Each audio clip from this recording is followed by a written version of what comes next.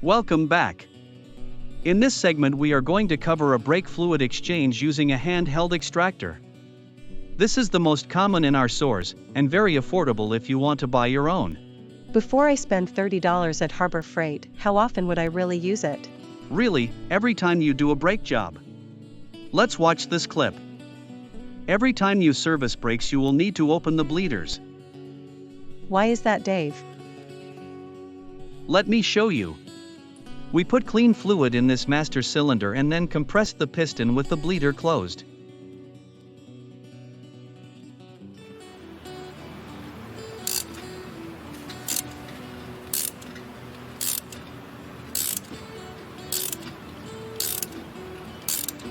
Well, look at all the contamination coming back. That's right, but when we open the bleeder we will have to bleed the system to get the air out.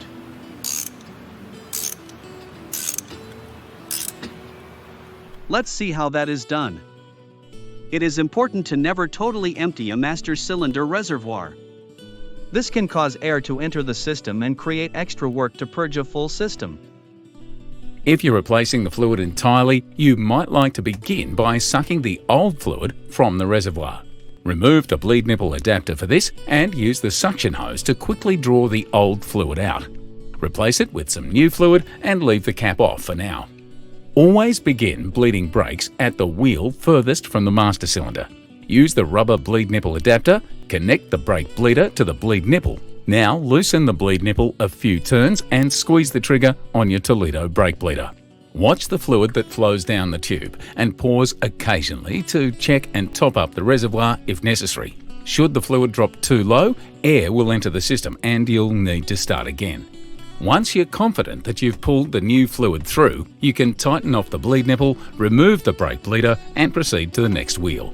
Repeat this process for each corner of the vehicle and be sure to keep that fluid level topped up as you go.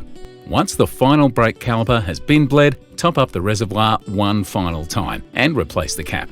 Oh, and always test the brakes with the vehicle running and stationary to ensure everything is safe. Some extractors have bottles that can keep the fluid level full as you work. Remember to review the operator's manual for different types of extraction units.